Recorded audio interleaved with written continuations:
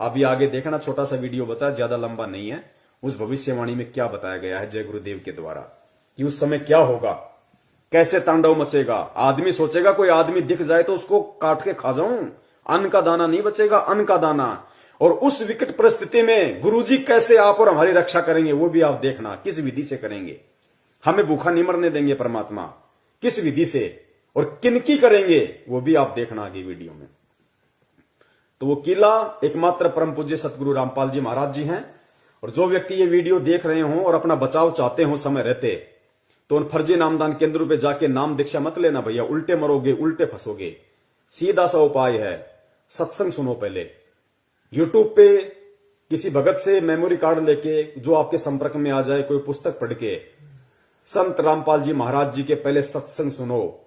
अगर उनके आने तक आप सत्संग भी सुनते रहोगे और सत्संगों के माध्यम से वो जो नियम बताते हैं, जो बुराइयां छोड़ने के लिए कहते हैं, उनको आप छोड़ दोगे, आपका बाल विवाह का नहीं होगा, बाल विवाह का। और अगर उनको परमात्मा मान के, सत्संग सुन के, ज्ञान को आधार बना के कि धरती पे अगर कोई संत है तो केवल यही है, भगवान अगर कोई धरती पे है तो संत रामपाल जी महाराज है, अगर इतना विश्वास आपको हो जाए, उसके बाद में किसी भी सत्सेवक भाई बहन से संपर्क कर लेना। उसके बाद में अपने घर में परमात्मा की 3 समय की आरती करो, घर में देसी घी का खड़ी बत्ती वाला दीपक जलाओ, परमेश्वर को दंडवत करो, सत्संग सुनो, परमात्मा का शब्द सुनो। बाल बाका नहीं होने देगा परमात्मा, बाल बाका नहीं होने देगा, और कोई तरीका नहीं है। प्रकार की चीजें आगे युग में होने वाली है। जो लोग भगवान के साथ जुड़े होंगे, अच्छाई के साथ धर्म के रास्ते पर चल रहे होंगे, सिर्फ वही बचे। अब देखिए लास्ट पार्ट है, उसके बाद में हम परमपिता परमेश्वर जी की दया से थोड़ा आराम करेंगे फिर। तो ये लास्ट है कि वो विनाश का समय होगा, कैसा होगा, कैसा उसमें तांडव मचेगा, किस प्रकार से लोग त्राही त्राहीमान हो जाएंगे, कैसी कैसी विकट परिस्थितियां पैदा होंगी। आप देखना आप इन चीजों को।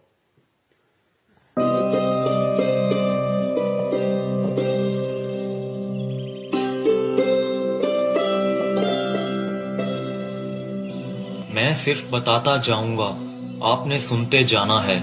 जिसे समझना होगा वो समझेगा, जिसे हंसना होगा वो हंसेगा। लेकिन दोनों ही स्थितियों में ईश्वर का कार्य होता रहेगा, क्योंकि वो समय आ गया है कि जब स्वयं परमात्मा अपनी रूहों को वापस ले जाएगा अपने जहान में। हिंदू, मुस्लिम, सिख, ईसाई हर धर्म को मानने वाले यह जानते हैं कि उनके इष्ट ने फिर से इस मृत्यु लोक में आने की भविष्यवाणी कर रखी है। कलयुग में कलयुग जाएगा, कलयुग में सतयुग आएगा। पाप और अधर्म को चरम तक पहुंचाने में कामयाब मनुष्य ने बहुत ही जल्द अपने विनाश की राह तय कर ली है, और जो पाप और अधर्म का चरम कलयुग के अंतिम चरण में होना चाहिए था, वो इंसान ने अभी ही हासिल कर लिया है। लेकिन अधर्म के विनाश के लिए हर युग में कोई न कोई महाभारत होती जरूर है। जब परिवर्तन होना होता है उस बीच संधि काल होता है, और संधि काल में ईश्वर प्रकट होते हैं और पाप और अधर्म का विनाश कर डालते हैं। देखो ये जगत वाले ये कह रहे हैं जब संधि काल का समय होता है, जब युग परिवर्तन होता है तो परमात्मा खुद प्रकट होते हैं, खुद प्रकट। सुनो इन बातों को। भारत होती जरूर है। जब परिवर्तन होना होता है उस बीच संधि काल होता है, और संधि काल में ईश्वर प्रकट होते हैं और पाप और अधर्म का विनाश कर डालते हैं।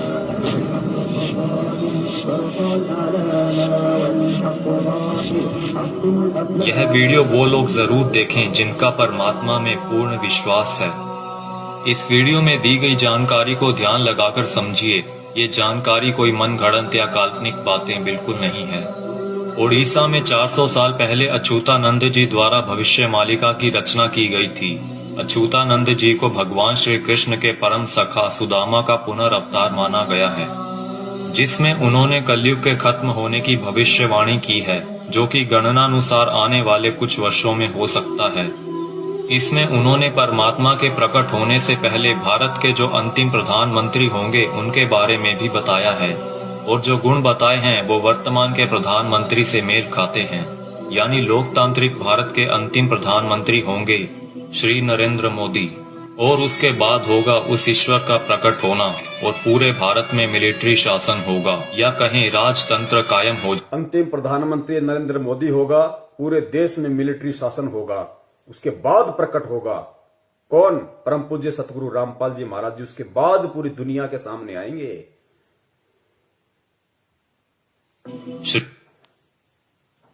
इसमें उन्होंने परमात्मा के प्रकट होने से पहले भारत के जो अंतिम प्रधानमंत्री होंगे उनके बारे में भी बताया है, और जो गुण बताए हैं वो वर्तमान के प्रधानमंत्री से मेल खाते हैं। यानी लोकतांत्रिक भारत के अंतिम प्रधानमंत्री होंगे श्री नरेंद्र मोदी, और उसके बाद होगा उस ईश्वर का प्रकट होना और पूरे भारत में मिलिट्री शासन होगा, या कहें राजतंत्र कायम हो जाएगा और पूरे विश्व में सनातन धर्म की पुनर्स्थापना होगी।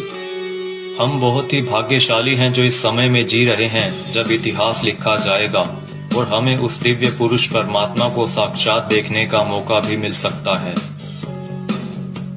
पद्म पुराण के छठे खंड में 71वें सेट पर श्लोक नंबर 279 से 282 में बताया गया है कि वो दुष्टों का विनाश करेंगे, पृथ्वी की हुई दुर्गति को ठीक करेंगे, अपनी सेना द्वारा ईश्वरीय नियमों को स्थापित करेंगे। वो पूरी दुनिया के एकमात्र शासक होंगे जिन पर किसी का नियंत्रण नहीं होगा, यानी कि वो सबसे ऊपर होंगे।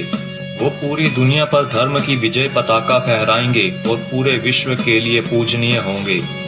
जब वो सामने आएंगे तो देश में इमरजेंसी लागू होगी। पूरी दुनिया के टीवी चैनल्स के जरिए सभी लोग उन्हें जान जाएंगे। उनकी सेना होगी, एडमिनिस्ट्रेशन होगी और उनके समाज सेवी मनुष्य भी होंगे। फ्रांसीसी भविष्यवक्ता माइकल द नॉस्ट्रेडामस की भविष्यवाणियों पर पूरी दुनिया के लोग यकीन रखते हैं, क्योंकि वो हमेशा सच साबित होती रही हैं। जिसमें उन्होंने 2020 को एक बहुत ही हिंसक साल बताया है, जहां दुनिया के बड़े बड़े देशों में गृह युद्ध के हालात होंगे। 2020 में ही सदी का सबसे बड़ा आर्थिक संकट भी आएगा। इसी समय में लोग काफी जागरूक हो चुके होंगे और लोगों में एक तरह का आध्यात्मिक झुकाव देखने को मिलेगा। नॉस्ट्रेडामस की ये सभी भविष्यवाणियां सेंचुरी नामक पुस्तक में दर्ज हैं। उनकी भविष्यवाणियों में कुछ भविष्यवाणियां ये भी हैं। जल्द ही दुनिया का तारनहार जन्म लेगा। वो एक ऐसे देश में जन्म लेगा जिसका नाम किसी समुद्र के नाम से जुड़ा होगा। आप जानते ही हैं कि पूरे विश्व में प्राचीन समय से ही भारत ही एक ऐसा देश है जिसका नाम एक समुद्र के नाम से जुड़ा है, हिंद महासागर। आगे नॉस्ट्रेडामस लिखते हैं, मैं उसे जब जब देखता हूँ मेरा सर सजदे में झुक जाता है। वो दुनिया को ऐसा ज्ञान बताएगा जो आज तक किसी ने नहीं दिया होगा। स्वयं को ज्ञानी विद्वान कहलाने वाले सभी उसके समक्ष नतमस्तक होंगे। वो सभी आत्माओं को वापस अपने देश ले जाएगा। माना जाता है कि ईश्वर के अवतार का प्रकट होना वैश्विक त्रासदी के समय में होगा। आज चारों ओर डर और हिंसा का माहौल है। तरह तरह की आपदाएं नित प्रतिदिन आती रहती हैं और आने वाला समय भी पता नहीं क्या लेकर आ रहा है। क्या यह वैश्विक त्रासदी का समय नहीं है? मनुष्य बहुत ही छोटा हो जाएगा और उसके सभी अस्त्र शस्त्र निष्फल हो जाएंगे। आज मनुष्य में नैतिक चारित्रिक गुणों का पतन होता जा रहा है और वर्तमान समय में चल रही महामारी के लिए मनुष्य के सभी प्रयास भी निष्फल हो चुके हैं। कई सौ वर्ष पहले हुए संत सूरदास और संत रविदास जी ने भी उस अवतार के लिए भविष्यवाणियां कर रखी हैं, जिनके ऊपर हमने अलग से वीडियो बना रखी है। हो सकता है कि इस संधि काल के बाद ईश्वर द्वारा चुने गए कुछ मनुष्य ही अगले युग में कदम रखें। इसीलिए इस समय में हम सभी को पूर्ण रूप से, पूर्ण प्रयत्न से अपना आध्यात्मिक विकास करने की जरूरत है। लेकिन अभी आपने मथुरा के संत तुलसीदास जी की भविष्यवाणियों के बारे में तो सुना ही नहीं, जिन्होंने सन 1971 से लेकर आगे के कई सालों तक अपनी शाकाहारी पत्रिका के माध्यम से आने वाले समय के लिए बहुत सारी भविष्यवाणियां कर लोगों को जागरूक किया है। सतयुग एक दिन में नहीं आता। ऐसा नहीं होगा कि आप सुबह उठेंगे और चारों तरफ देखेंगे कि सतयुग आ चुका है। युग परिवर्तन का एक लंबा काल खंड होता है। युग परिवर्तन की बेला का एक बहुत बड़ा संक्रमण काल होता है। जब युग बदलता है, एक युग जाता है और दूसरा आता है। तब जहां दो युगों की टक्कर होती है, महाविनाश होता है। चारों तरफ त्राहिमाम मचेगा। बहुत अकाल मौतें हों। पुण्यात्माओं, कैसी परिस्थितियां होंगी गुरुदेव के जेल से बाहर आने से पहले? ये बाहर आने से पहले की बातें हो रही है सारी। गुरुदेव के जेल से बाहर आने से पहले कैसी परिस्थितियां होंगी, कैसा भयंकर विनाशकारी समय होगा, और विनाशकारी समय में कौन बचेगा, किस प्रकार परमात्मा उसको बचाएंगे, सुनना ध्यान से। और ये जगत वाले कह रहे हैं, वीडियो बनाने वाले, कि अगर हमें वो सतयुग देखना है तो हमने अपनी भक्ति को बढ़ा देना चाहिए, अपना आध्यात्मिक विकास करने की शुरुआत कर देनी चाहिए। जब युग बदलता है, एक युग जाता है और दूसरा आता है, तब जहां दो युगों की टक्कर होती है, वहां विनाश होता है। चारों तरफ त्राही माम मचेगा, बहुत अकाल मौतें होंगी। लोग कीड़े मकोड़ों की तरह मरेंगे, लाशें पड़ी सड़ेंगी, उनको उठाने वाले नहीं मिलेंगे, कौन किसको उठाएगा। अब देखना, जो भगत भाई बहन 50 गज के प्लाट के लिए मारामारी करते हैं ना बिना ज्ञान के, बना लो, उधार ले लो, ये ले लो, वो कर लो, गुरुजी ने मुझे क्या मुझे लाभ दे दिया, मेरा कोई प्लाट नहीं बन पाया, मेरी कोई नौकरी नहीं लग रही, ये हो गया, फलाना हो गया, बिना ज्ञान के जो त्रुटियां निकालते रहते हैं। सुनो, आने वाले समय में क्या होगा, ये दुनिया के प्लाट खाली पड़े रहेंगे, जाके बस जाना किसी में भी। काल होता है, जब युग बदलता है, एक युग जाता है और दूसरा आता है, तब जहां दो युगों की टक्कर होती है, वहां विनाश होता है। चारों तरफ त्राही माम मचेगा, बहुत अकाल मौतें होंगी। लोग कीड़े मकोड़ों की तरह मरेंगे, लाशें पड़ी सड़ेंगी, उनको उठाने वाले नहीं मिलेंगे, कौन किसको उठाएगा। बच्चा, आज आप मुट्ठी भर पैसे लेकर जाते हो और बोरा भरकर अनाज लाते हो। आप बोरा भरकर नोट ले जाओगे, लेकिन मुट्ठी भर अनाज नहीं मिलेगा, अन्न का दाना नहीं मिलेगा। नाली में पड़े रोटी के टुकड़े को देखकर सोचोगे कि उठाकर खा लिया जाए। अन्न का दाना नहीं मिलेगा, नाली में पड़े हुए रोटी के टुकड़े को देखकर सोचोगे कि खा लिया जाए, वरना मरेंगे। उस समय में परमात्मा क्या करेगा अपने भगत के साथ, जो वर्तमान में उनको परमात्मा मान के मर्यादा में रह के भक्ति कर रहा होगा। आगे देखना, कौन किसको उठाएगा। बच्चा, आज आप मुट्ठी भर पैसे लेकर जाते हो और बोरा भरकर अनाज लाते हो। आप बोरा भरकर नोट ले जाओगे, लेकिन मुट्ठी भर अनाज नहीं मिलेगा, अन्न का दाना नहीं मिलेगा। नाली में पड़े रोटी के टुकड़े को देखकर सोचोगे कि उठाकर खा लिया जाए। ऐसा भयावह वक्त आएगा कि एक इंसान दूसरे इंसान को देखकर सोचेगा कि कब मौका मिले तो उसको काट कर खा जाऊं। भाई भाई आपस में जान के दुश्मन बन जाएंगे, परिवार में झगड़ा झंझट, जाति जाति में झगड़े, समाजों में भीषण टकराव होंगे। मुल्क जाति में झगड़े, समाज में भीषण टकराव। दास ने बहुत समय पहले परमात्मा की दी हुई बुद्धि से एक पंपलेट बनाया था कि ये जो हिंदुस्तान में जो ये जगह जगह जो ये संगठन पैदा हो रहे हैं, हिंदू सेना, हिंदू युवा वाहिनी, राजपूत करणी सेना, भीम सेना, शिवसेना, बजरंग दल, ये बारूद के बम हैं, ये फटेंगे आने वाले समय में। आपस में ये जो कह रहे हैं ना कि जाति जाति की दुश्मन हो जाएगी, समाज एक दूसरे के दुश्मन हो जाएंगे, ये बारूद के बम हैं जो तैयार हो रहे हैं। सरेआम तलवारें और बंदूकें लहराते हैं कि हमारा भगवा, हमारा ये, हमारा वो। ये देखना, ये त्राई मान मचेगा, गृह युद्ध। का मिले तो उसको काट कर खा जाऊं। भाई भाई आपस में जान के दुश्मन बन जाएंगे, परिवार में झगड़ा झंझट, जाति जाति में झगड़े, समाजों में भीषण टकराव होंगे। मुल्क आपस में टकरा जाएंगे, बहुत जनहानि होगी। इतने लोग मारे जाएंगे कि 15-15 कोस पर दिए जलते दिखाई देंगे। दूर दूर तक मकान खाली पड़े रहेंगे, उनमें रहने वाला कोई नहीं मिलेगा। जो बच जाएंगे और कहीं से कोई भटकता हुआ आ जाएगा तो कहेगा कि आप यहीं रह जाइए, साथ हो जाएगा। कई छोटे बड़े देश दुनिया के नक्शे से इस तरह गायब हो जाएंगे जैसे वो कभी थे ही नहीं। अभी आपने क्या देखा है? सूखा, अकाल, भूखमरी, बीमारियां, कोलाहल, कोहराम, बाढ़, महामारी। अभी आपने कुछ नहीं देखा, वो आगे आ रहा है। उसके एक बार से 200-200 गांव खत्म हो जाएंगे, बड़े बड़े शहरों का नामो निशान तक मिट जाएगा। ऐसी ऐसी बीमारियां आएंगे कि डॉक्टर जिनका नाम तक नहीं जानते, वो कहेंगे हमने ऐसा पहले कभी नहीं देखा। ऐसी भयावह बीमारियां होंगी कि डॉक्टर अस्पताल से भाग खड़े होंगे, कहेंगे हमारे पास इसका कोई इलाज नहीं है। आप समझते हो सतयुग ऐसे ही चुपचाप चला आएगा? भयावह विनाश लीला के बाद जो मुट्ठी भर लोग बचे रहेंगे वो सतयुग का नया सूरज उगता हुआ देखेंगे। भयंकर विनाश के बाद में जो मुट्ठी भर लोग बचेंगे वो सतयुग का नया युग देखेंगे।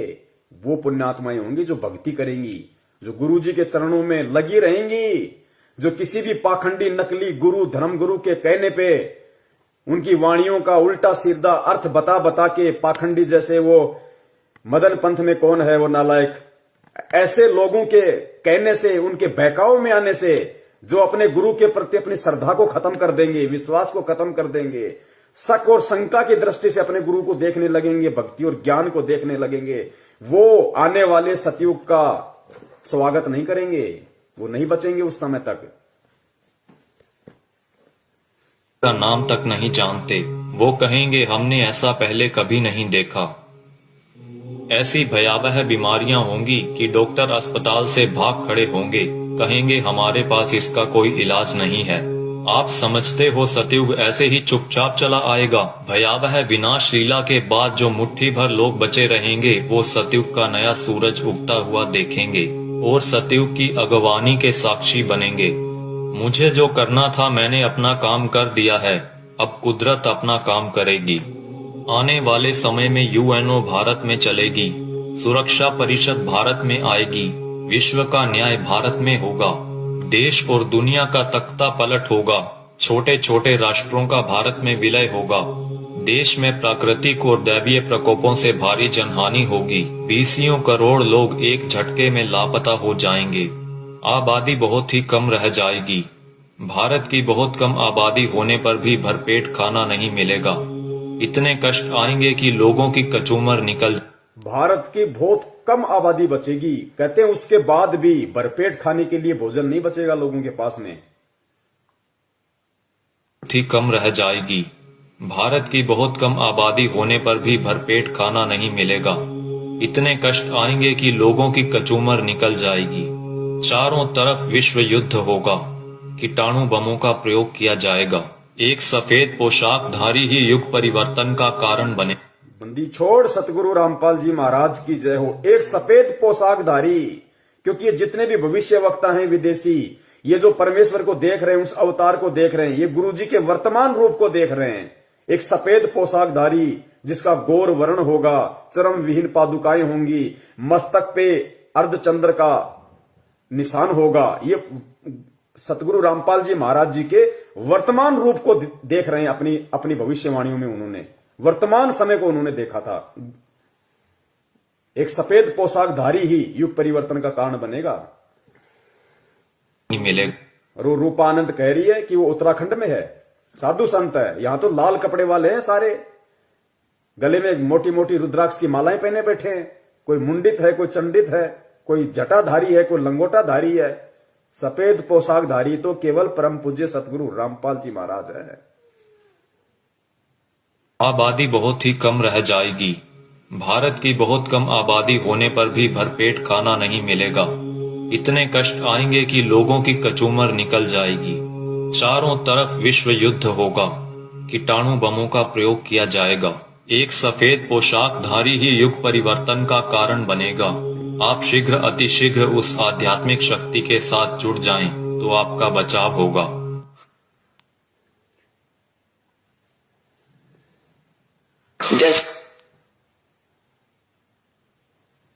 तो पुण्यात्माओं, सुना आपने किस तरीके का तांडव अभी मचना बाकी है, और उस तांडव में किस प्रकार से विकट परिस्थितियां देश और दुनिया के सामने पैदा होंगी, और उन विकट परिस्थितियों में कौन और किस तरह के व्यक्ति ही बच पाएंगे।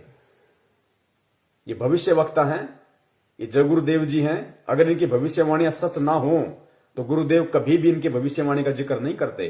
ये सत्य हैं, ये होके रहेगा, क्योंकि दुनिया ने ज्ञान से भगवान को नहीं पहचाना। अब दुनिया को ठोकर लगेंगी तो दुनिया भगवान को पहचानेगी। भारत की बहुत कम आबादी रह जाएगी, उसके बाद भी भरपेट भोजन नहीं मिलेगा। दाने दाने को लोग तरस जाएंगे, दाने दाने को। और नाली में, गंदी नाली में अगर कोई रोटी का टुकड़ा किसी को दिख जाएगा तो सोचेगा खा ले उठा के। ऐसी विकट परिस्थितियां पैदा होना बाकी हैं और हम कर रहे हैं राजनीति।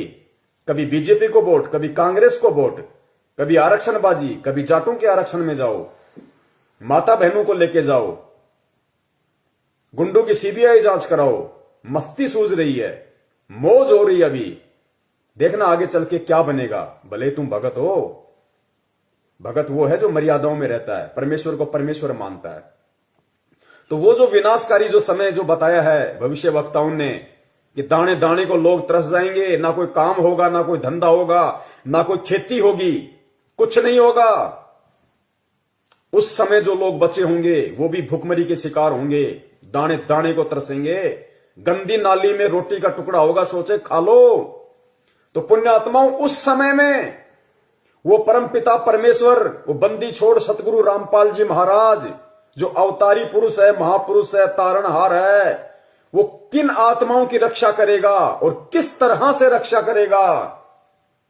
वो उन आत्माओं की रक्षा करेगा जो परमेश्वर को परमेश्वर मानेंगी, जो उन्हें मुक्ति दाता मानेंगी, हृदय से, आत्मा से, जुबान से नहीं। और घर में अन्न का दाना ना होने पर भी वो परमात्मा किस तरीके से अपने बच्चों की रक्षा करेगा। पुण्यात्माओं, सबसे बड़ा भविष्य वक्ता परमात्मा होता है जो आज धरती पे संत रामपाल जी के रूप में है। लेकिन परमात्मा स्पष्ट रूप से जिक्र नहीं करते, परमात्मा संकेत कर देते हैं। तो आने वाले जो समय है भयंकर, आप और हमारे रहते सहते जो समय आएगा, उस समय के लिए परमात्मा ने कई बार सत्संगों में संकेत किया है और इशारा कर दिया परमात्मा ने कि पुण्यात्माओं, किस प्रकार भगवान तुम्हारे साथ में रहेगा, चिंता मत करना, घबराना मत, मैं सदा तुम्हारे पास में रहूंगा। किस प्रकार दया करेगा परमात्मा, इस वीडियो को सुनिए पुण्यात्माओं और परमेश्वर के चरणों में नतमस्तक हो जाओ। कभी सपने में भी मत सोचना किसी और नालायक की तरफ, किसी साधु संत महंत पाखंडी की तरफ, किसी अन्य संत पंथ की तरफ जाने की सौपन में भी मत सोचना, वरना पतिव्रता धर्म से डिग जाओगे। फिर रक्षा करने वाला इस भगवान के अलावा दुनिया में कोई नहीं है। उस विनाश के समय में, उस संघर्ष के समय में परमात्मा उसी आत्मा के साथ रहेगा जो वर्तमान के संघर्ष में परमात्मा के चरणों में पड़ा रहेगा।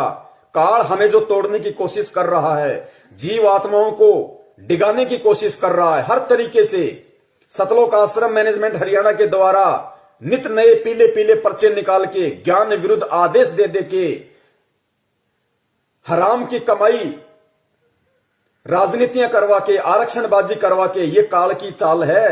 ये उस विनाशकारी समय में आपकी रक्षा ना हो उसके लिए आपको तोड़ रहा है।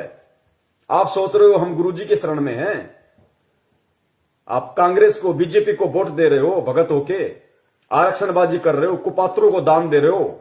ये कोऑर्डिनेटर भक्तों की लड़कियां ले लेके भाग रहे शादीशुदा होने के बाद, इनको दान दे रहे हो, ये भगोड़ों को दान दे रहे हो। गुरुजी के कलयुगी झूठे मक्कार परिवार को, बेटा बेटी, उनकी पत्नी को आप दान दे रहे हो। ये उस विनाशकारी समय में आप अपनी गर्दन पे तलवार रख रहे हो। दान सुपात्र को दिया जाता है, कुपात्र को नहीं। मर्यादाओं से दूर हो रहे हो आप। ये रोहतक मुंड का जिंद दीवानी हरियाणा में जो ढोंग कर रखा है इन लोगों ने, आदरणीय गरीबदास जी महाराज जी के पाठ प्रकाश का 150 दिन से ये लोग धन प्राप्ति के लिए जो ड्रामा कर रखा है। तुम सोच रहे हो हमें पुण्य मिलेंगे। गुरुदेव कहते हैं तुम करत हो पुण्य होत है पापम। तुम पुण्य समझ के कर रहे हो, लेकिन अज्ञानता में तुम पाप के भागी बन रहे हो। बचाव नहीं होगा तो किनका बचाव होगा उस समय, और कैसे बचाव होगा? बचाव उनका जो मर्यादाओं में रह के परमेश्वर को परमेश्वर मान के भक्ति करेंगे, जो उनका जन्मदिन नहीं मनाएंगे, उनका बौद्ध दिवस नहीं मनाएंगे, उनके नाम पे किसी भी राजनीतिक दल के चमचे बन के नहीं रह जाएंगे। उनकी परमात्मा रक्षा करेगा जो वर्तमान के संघर्ष के समय को झेल लेगा। काल एक तरफ मैनेजमेंट के माध्यम से संगत को तोड़ने की पूरी कोशिश कर रहा है, दूसरी तरफ नकली संतों को, पाखंडियों को खड़ा कर रहा है गुरुदेव के वचनों में, वाणियों में मीन में कर करके, और गुरुदेव से आत्माओं का विश्वास तोड़ने की कोशिश कर रहे हैं। परमेश्वर कहते हैं बीजक की बाता कहें बीजक नाही हाथ, पृथ्वी डुबोवन उतरे कर कर मीठी बात। उनके मीठे मीठे श्लोक सुन के, उनकी बातें सुन के हम सोचते हैं कि वहां मूल ज्ञान है, वहां पवित्र ज्ञान है, वहां ये है, वहां वो है। महीने 2 महीने जाते हो, फिर गधे की तरह मुंह लटका के वापस आते हो। भगवान से दूर हो गए ना इधर के ना उधर के, धोबी के कुत्ते वाली हालत हो जाती है तुम्हारी। काल ऐसा करके छोड़ देता है। तो इस वर्तमान के संघर्ष के समय में जो संघर्षशील रहेगा, जो न टूटेगा, न डिगेगा, न झुकेगा, न मुड़ेगा, भगवान को सिर सौंप दिया तो सौंप दिया, उस आत्मा की परमात्मा फिर उस संघर्ष के समय रक्षा करेगा, जो आज उस परमात्मा के लिए संघर्ष कर रहा होगा। और किस प्रकार परमात्मा रक्षा करेगा? भक्तिहीन प्राणी और जो भगत आज मर्यादाओं में नहीं है, जो परमेश्वर को परमेश्वर नहीं मान रहे, उनकी स्थिति होगी उस समय कि गंदी नाली में अगर रोटी का टुकड़ा भी मिल जाए तो खाने को मजबूर होंगे। और जो भगत होंगे, जो सत्सेवक होंगे, सच्चे सेवक होंगे परमात्मा के, उनकी परमात्मा कैसे रक्षा करेगा? सुनो गुरुदेव के मुख कमल से। जैसे दास बार बार आपको कथा सुनाता है कि जिस समय परमात्मा के नाम से झूठी चिट्ठी लिख दी थी कबीर जी के नाम से, और 18 लाख प्राणी साधु संत आगे थे। वो साधु संत कौन थे? घर छोड़कर जंगलों में अपने गुरुओं के पास भक्ति के लिए, भगवान के लिए भटक रहे थे। वो उनकी विशेष प्यारी आत्मा थी। अब वहां उन 18 लाख को 3 दिन तक झोंपड़ी में बैठे गरीब जुलाई ने, वो तो भगवान थे, लीला कर रहे थे, 3 दिन तक उनको वो भोजन खिलाया जो कभी सुना भी नहीं था उन महापुरुषों ने, भक्तों ने, साधुओं ने। और सोना की मोहर दी और दोहर दी और छक्के हलवा पूरी कचौड़ी जलेबी छक खावा, छह बखावा दिन में भूखे मरे थे, मेरे बुगड़े खानिए थे होते। तो उनके लिए जब ये लीला कर दी, पृथ्वी का को माल भी नहीं था, सतलोक से ला दिया जाता है। पृथ्वी का माल नहीं था, काशी का भंडारा किया परमेश्वर ने, 18 लाख को खिलाया दिन में 4-4 बार। इस पृथ्वी लोक का नहीं था, वो सतलोक से लाए थे परमात्मा। और फिर आगे देखना पुण्यात्माओं, किस प्रकार उस विनाश के समय में जब ऐसी संकट पैदा होगा, ऐसी विकट परिस्थितियां पैदा हो जाएंगी, क्योंकि गुरुदेव तो परमेश्वर है, अंतर्यामी है, उनको तो पता है उस विनाश के समय का। उस समय का थोड़ा सा जिक्र परमेश्वर ने किस प्रकार किया कि बच्चों, तुम्हारे घर में अगर 2 दाने भी होंगे तो परमात्मा क्या करेगा, फिर देखना। उसको कहते हैं भक्ति का प्रतिफल। मेरे बुगड़े खानिए थे होते। तो उनके लिए जब ये लीला कर दी, पृथ्वी का को माल भी नहीं था, सतलोक से ला दिया जाता है। तो आने वाले समय में जैसे जनसंख्या बढ़ रही है, 100 वर्ष के बाद क्या खाएंगे ये, अगर ये माहौल नहीं बदलाते? फिर भगवान व्यवस्था करेगा। आपके घर में 2 दाने होंगे, तड़के भरा पाओगा मटका, पिप्पा भरा पाओ। आपके घर में 2 दाने होंगे ना, 2 दाने, तो परमात्मा कहते हैं भक्तिहीन प्राणियों की तरह मैं तुम्हें गंदी नाली में पड़ा हुआ रोटी का टुकड़ा नहीं खाने दूंगा। बच्चों, तुम्हारे घर में अगर 2 अन्न के दाने भी होंगे रात को, तो सुबह तुम्हारे उठने से पहले परमात्मा उस मटके को अनाज से भर देगा। ऐसी रक्षा करेगा परमेश्वर अपनी आत्माओं की। इसलिए हमारे को विश्वास होना चाहिए दृढ़, अटल, कि धरती पे अगर भगवान है तो संत रामपाल जी महाराज है, उनके अलावा कोई पुरुष नहीं है। बंदी छोड़ सतगुरु रामपाल जी महाराज की जय। पीका को माल भी नहीं था, सतलोक से ला दिया जाता है। तो आने वाले समय में जैसे जनसंख्या बढ़ रही है, 100 वर्ष के बाद क्या खाएंगे ये, अगर ये माहौल नहीं बदलाते? फिर भगवान व्यवस्था करेगा। आपके घर में फिर भगवान व्यवस्था करेगा। आज हम जो काम धंधा कर रहे हैं, 2 के 4 कर रहे हैं, हम जो अपना दिमाग चला रहे हैं कि हम कर रहे हैं तो खा रहे हैं, ये सब फेल हो जाएंगे। आज भी परमात्मा दे रहा है, आज भी परमात्मा ही करवा रहा है। कैसे करेगा परमात्मा, देखना। माहौल नहीं बदलाते, फिर भगवान व्यवस्था करेगा। आपके घर में 2 दाने होंगे, तड़के भरा पाओगा मटका, पिप्पा भरा पाओगा आटे का, इस तरह कर देगा दाता आपके लिए। लेकिन साध वचन पलटे नहीं, चाहे पलट जाए ब्रह्मांड। अगर परमेश्वर ने ये वाणी कही है कि आपके घर में 2 दाने होंगे, सुबह मटका भरा हुआ मिलेगा, तो वो विकट समय आएगा, वो 2 दाने वाला समय आएगा भाई। तभी परमेश्वर ने इस वाणी का जिक्र किया, ये बात कही है परमात्मा ने कि आपके घर में 2 दाने होंगे। नहीं तो भगत, आज हम अपना काम धंधा कर रहे हैं, अपना कमाई रहे ना, लेकिन एक समय ऐसा आएगा ना काम होगा, ना धंधा होगा, ना कोई घर से बाहर निकलेगा, डरेंगे, सहमे हुए होंगे, डरे हुए होंगे। उस समय परमात्मा कहते हैं कि जो भक्तिहीन प्राणी भूख के मारे क्या करेंगे, कब तक घरों में बैठे रहेंगे, ना ये ब्रह्मा रक्षा करेगा, ना विष्णु करेगा, ना दुर्गा करेगी, ना काल, ना महाकाल, ना देवी देवता, ना भैरू, ना भूत, ना यार, ना रिश्तेदार, ना मां, ना बाप। आज हम जिनके लिए भगवान से दूर हो रहे हैं कि मेरी मां रुष्ट हो जाएगी, मेरा बाप मुझे लड़ेगा, मेरी पत्नी मुझे छोड़ के चली जाएगी, उस समय कोई नहीं आएगा, वो परमेश्वर आएगा उस समय रक्षा करने के लिए। किनकी? जो भक्ति करेंगे, जो भक्ति करने की इच्छा से होंगे। बढ़ रही है 100 वर्ष के बाद क्या खाएंगे ये, अगर ये माहौल नहीं बदलाते। फिर भगवान व्यवस्था करेगा। आपके घर में 2 दाने होंगे, तड़के भरा पाओगा मटका, पिप्पा भरा पाओगा आटे का, इस तरह कर देगा दाता आपके लिए। लेकिन भक्ति करवाने के लिए छोड़ सतगुरु रामपाल जी महाराज की जय हो। ये उनकी करेगा जो भक्ति करेंगे, और जो बकवाद ये उनकी करेगा जो भक्ति करेंगे, और जो बकवाद करेगा वो अपना करते रहेंगे, वो गंदी नाले के टुकड़े खाते रहेंगे भगत होके भी। पिप्पा भरा पाओगा आटे का, इस तरह कर देगा दाता आपके लिए। लेकिन भक्ति करवाने के लिए